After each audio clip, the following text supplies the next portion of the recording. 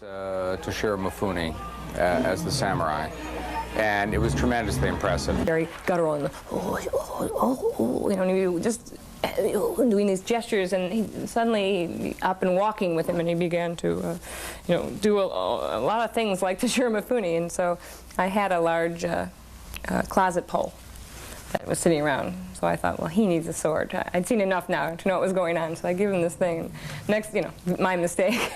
Next thing I know, it's like all over the room, and I'm, you know, grabbing lamps, and the cats are running from him. And John would have written something on this, and he would take it out of his pocket, and there would be an idea written on this, you know, and then he would elaborate it into some wonderful piece of comedy. But to me, you know, who was a magazine writer for the Lampoon, I thought of writing as putting a piece of paper in the typewriter and typing. Well, John certainly was a writer. He was never that kind of a writer. He was a finding, you know, matchbooks in his pockets with ideas on them kind of writer. Whenever we had a really good actor or a talented guy on the show, Belushi would always get sick.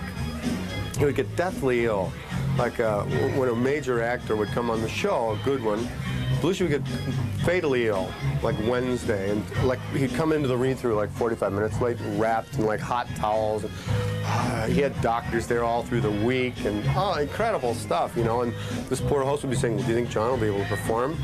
And then he'd go out there on Saturday night, and John, of course, would come from his deathbed and completely destroy whoever he was on the stage with. I mean, it was not funny what he would do to these people who had no idea what was going to be unleashed once the red light went on. Pete, I don't know if it was from him or not, but when I watched the character, I went, my God, he's doing Uncle Paul. And then I'd keep watching it, and then he'd do that breathing thing. He'd go, and that's my dad. And my dad would never speak. He would just, you know, Dad, you think, you know, I can have the car for the weekend? You know, and it would just make you shake, you know. So that definitely was my Uncle Pete, my Uncle Paul, and my dad. I think he kind of put them all up into one. Hardy har har.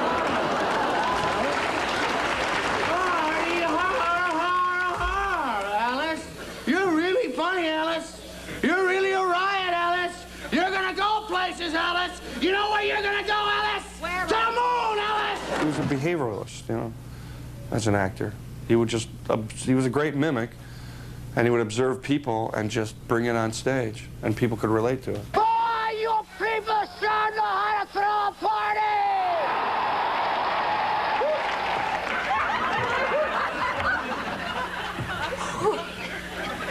Thank you. I didn't expect Vanessa to win, so I didn't have anything prepared.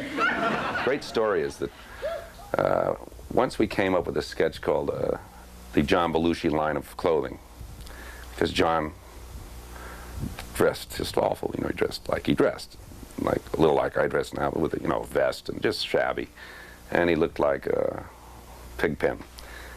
And he loved the idea of the John Belushi line of clothing, and we were getting ready to do the show with that sketch in it, and he came by on Friday, on Friday rehearsal, in a brand new white suit, very much like one I'd had, looking really good, spiffy. Completely had misunderstood the point of our sketch.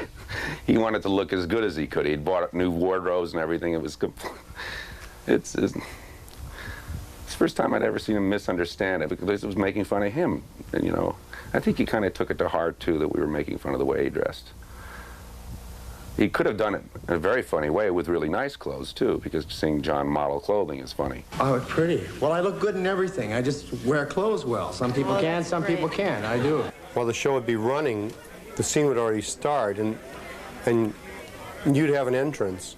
And John was supposed to come in like 30 seconds behind you, and you'd be ready in 15 seconds maybe, and you'd hear your cue, and you go, I'm going on, and there's nobody here behind me to go in next. And you'd walk on, you'd walk in, somebody'd say something to you, you'd say your line, and then the door would burst open, and it would be him. It was scary. It was exciting, but that was, part of it was the show, but he really perfected. He was technically a master of everything he had to do. Show, Lorne fired John, and I'm not sure why, but there was always, from the start, there'd been quite a bit of friction between John and Lorne, and probably John and any authority figure. And John had made a lot of disparaging remarks about TV and TV actors, and all you had to do was hit your mark and all of this kind of thing, and had kind of this rebel pose. And maybe some out of that, Lorne fired John. And I don't think either of them really meant it. And John stormed off in a huff and went across the street and disappeared into the Pig and Whistle on 48th Street. And I tracked him down there and went in and had a beer with him and said, no, you know, this is crazy. This is a big opportunity for you.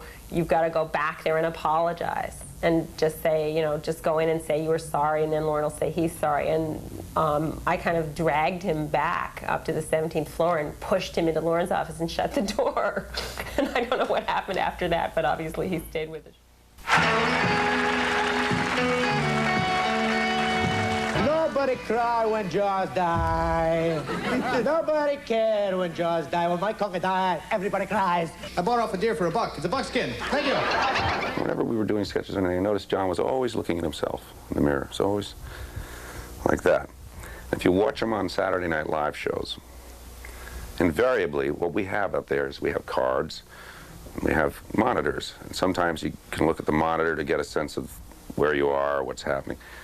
And you never saw John really looking at the person he's playing to. He's either looking at the cards because he didn't know the lines, but for the most part, he was lining himself up and looking at the monitor. He's always trying to see how good. 15 times at least, including one night we went to some bar that was showing it outside with the screen going like this, you know, and the wind waving. And he knew a good deal of that movie by heart. He could do a scene for you entirely, all the actors in the scene. There was one scene with like Lee J. Cobb and Rod Steiger and Brando, and he knew all the parts. He could, you know, just talk to himself with it, and it was always pretty moving too. You know, there were really good scenes in there. And I remember that he was in the most terrible mood, and every time the camera stopped rolling, he would be absolutely obnoxious and horrible. And as soon as the camera came on and he had to eat the donuts, he would be smiling and cheerfully eating donut after donut and making it look like he enjoyed them. I was standing on the floor, and I looked over and I saw John come out dressed like a woman. I thought, oh boy, this is a bad night. Here we go, you know. And then he did the scene, and it was very funny, and I could tell when he walked away he was laughing and he thought it was good. And I had said to him, why didn't you tell me about that? And he said, oh, I wanted you to be surprised. I'll tell you an amazing piece of work. He said that he could do, in Star Trek, he could do Bill Shatner. And in all the rehearsals, he couldn't do Bill Shatner. He had just said he could do Bill Shatner. And